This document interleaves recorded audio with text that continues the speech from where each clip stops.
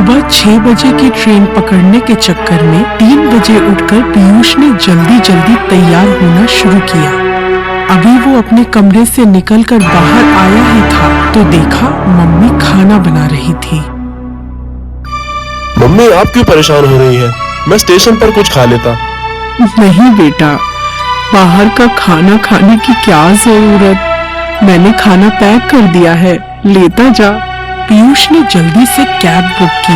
कुछ ही देर में कैब आ गई। उसने जल्दी से मम्मी के पैर छुए और स्टेशन के लिए रवाना हो गया।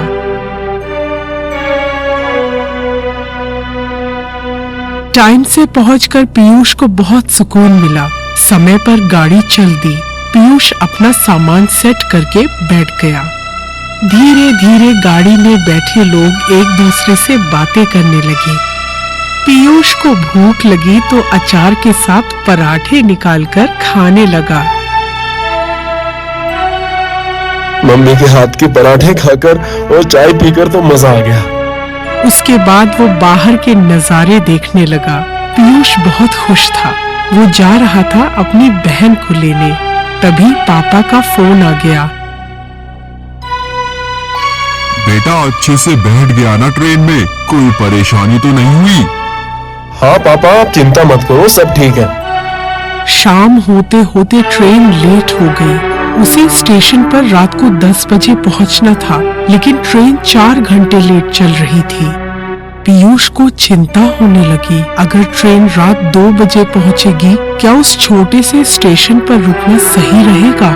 इसी चिंता में बैठा था कि मम्मी का फोन आ गया।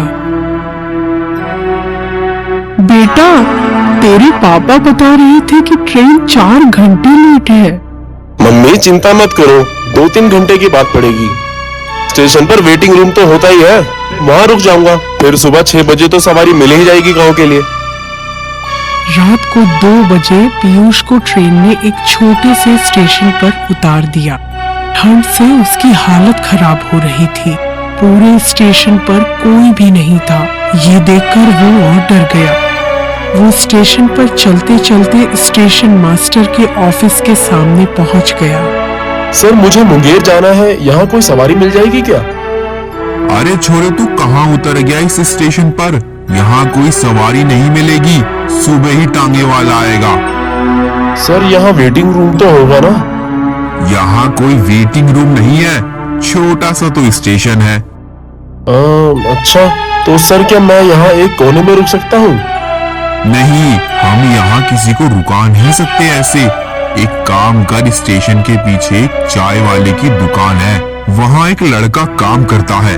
नाम तो उसका पता नहीं, सब उसे छोटू ही बुलाते हैं।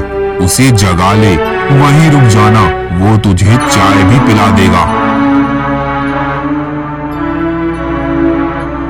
देख लड़के, इधर उधर मत घूमो, यहाँ रात में लुटेरे घूमते हैं, किसी को भी मार कर उसका सामान लूट लेते हैं। पीयूष की अंदर तक रूह कांप गई। वो जल्दी से उस चाय की दुकान में पहुंच गया। वहां पहुंचकर उसने जोर से आवाज लगाई। कौन हो साहब, क्या चाहिए? कोई बात नहीं है, ये चाय की दुकान कौन चलाता है? अपने मालिक को बुलाओ जरा।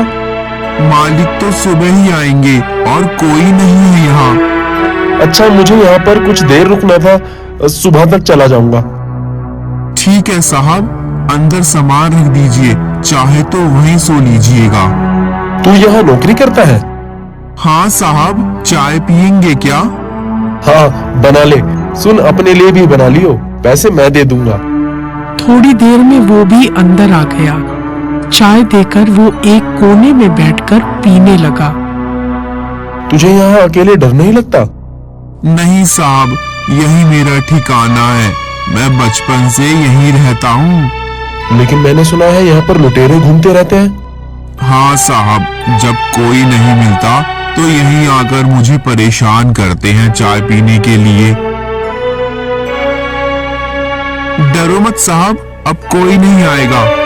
क्यों? अब यहाँ कोई ट्रेन नहीं आएगी, सुबह ही गाड़ी आएगी अब। अच्छा, अपने बारे में कुछ बता, तेरा असली नाम क्या है? हम लोगों का नाम नहीं होता साहब, कोई कुछ भी बुला देता है, मतलब तो बुलाने से ही होता है ना। तेरा घर परिवार? कोई नहीं साहब, अब तो जो कुछ है यही है। कितने पैसे हुए? रहने दो साहब। नहीं, तू रख ले, अपने मालिक को मत बताइयो। साहब, मैंने आज तक 1 रुपए की बेईमानी नहीं की। वैसे भी मैं पैसे का क्या करूंगा। तुझे ऐसा नहीं लगता कि यहाँ से कहीं चले जाना चाहिए? नहीं साहब, मेरी तो यही दुकान है। मालिक बहुत अच्छे हैं, कभी मुझे डांटते भी नहीं, और अगर कोई ग्राहक उल्टा सीधा बोलता है ना तो उसे भगा देते हैं। तुझे नहीं लगता कि पढ़ना चाहिए, स्कूल जाना चाहिए? साहब, हम जैसे लोग इन्हीं जगहों पर पड़े रहते हैं, यही बड़े होते हैं, फिर यही मर जाते हैं। पीयूष सोच में पड़ गया कि कितना कुछ है उसके पास। माँ बाप, बहन, रहने को घर, मोबाइल, पढ़ने के लिए बढ़िया स्कूल था, अब कॉलेज है, पॉकेट मनी भी अच्छी मिल जाती है, जहाँ चाहे घूमने चले जाते हैं। फिर भी कितनी शिकायतें हैं अपने परिवार से उसे। इसका क्या, जिसका परिवार ही नहीं है, फिर भी कितना संतोष है इसके चेहरे पर। न पैसे का लालच, न कुछ पाने की इच्छा, न कुछ खोने का डर भी। पीयूष ने देखा कि छोटू वही कोने में एक फटे कंबल को ओढ़कर सो गया।